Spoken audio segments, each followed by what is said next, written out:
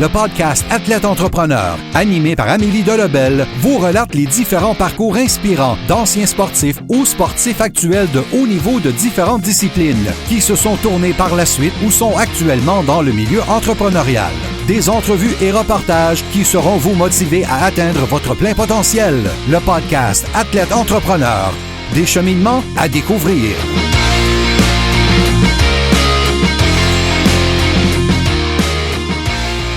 Bonjour à tous, ici votre hôtesse Amélie Delobel et je suis très heureuse de vous accueillir sur mon podcast Athlète Entrepreneur pour cet épisode 025.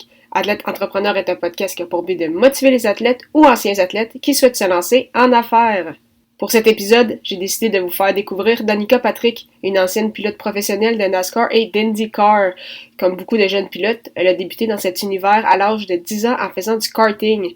Elle a rapidement démontré son talent, remportant 3 championnats nationaux au milieu des années 1990 de karting dans sa catégorie.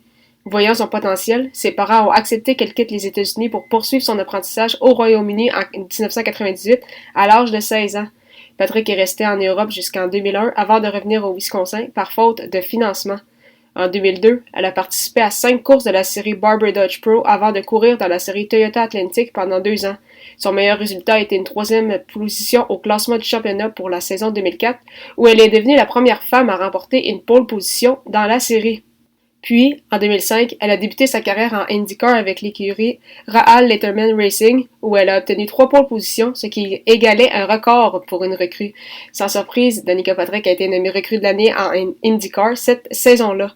L'Américaine a continué de s'améliorer les années suivantes, terminant au 6e rang du classement général des pilotes en 2008 avant d'améliorer cette marque dès l'année suivante en terminant au 5e rang, ce qui sera sa meilleure position en carrière en IndyCar. Cette année-là, elle termine entre autres 3e lors de la prestigieuse course des 500 000 d'Indianapolis avec l'écurie Andretti Green Racing. Il s'agit de la meilleure performance réalisée par une femme de toute l'histoire. En 2010, ses résultats sont en baisse, mais elle termine tout de même à 2 reprises en 2e position avant de délaisser l'IndyCar pour le NASCAR en 2011.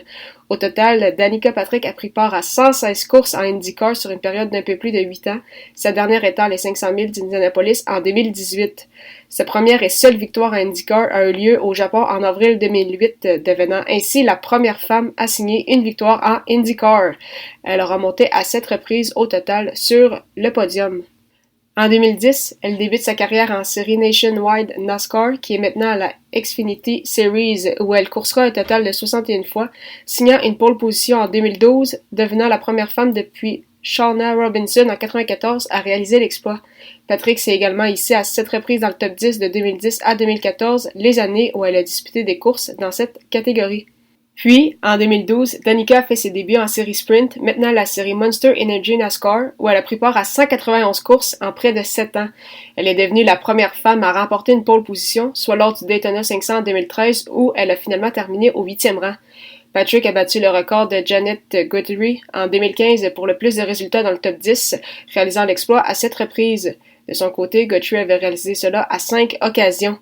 Danica a cessé la course à temps plein en 2017, mais elle a pris part aux courses du Daytona 500 et des 500 000 d'Indianapolis en 2018 avant d'annoncer officiellement sa retraite. Contrairement à plusieurs anciens sportifs, Danica Patrick a admis en entrevue qu'elle ne s'ennuyait pas des pistes en tant que telles, mais beaucoup plus des objectifs qu'elle se donnait à chaque course. Pour elle, se donner des buts et les accomplir est très important dans la vie. Celle qui a été pendant longtemps l'une des porte-paroles de l'entreprise GoDaddy a vu ses parents travailler très fort avec leurs entreprises et c'est ce qui lui a également donné envie de se lancer en affaires. Aimant beaucoup le vin, elle a acheté en 2009 un terrain en Californie pour la production de raisins. Les premières ventes des bouteilles de son entreprise Somnium Wine, qui signifie en latin rêver, n'ont eu lieu toutefois que beaucoup d'années plus tard, soit en 2017. Il faut dire qu'en raison de sa carrière comme pilote, ce projet a pris beaucoup plus de temps que prévu à voir le jour. Cependant, Danica Patrick ne voulait pas que se lancer dans le vin. Également en 2017, elle a sorti sa propre ligne de vêtements Lifestyle Warrior, même si à ce moment, elle ne connaissait pas grand-chose au niveau de la conception de vêtements. Ces morceaux se vendent maintenant sur la plateforme HSN, qui signifie donc Home Shopping Network. La même année, Patrick a sorti un livre Pretty Intense qui deviendra également un podcast en 2019. Comme quoi la femme de 37 ans sait comment se tenir occupée et aucun doute que d'autres projets verront le jour dans les prochaines années.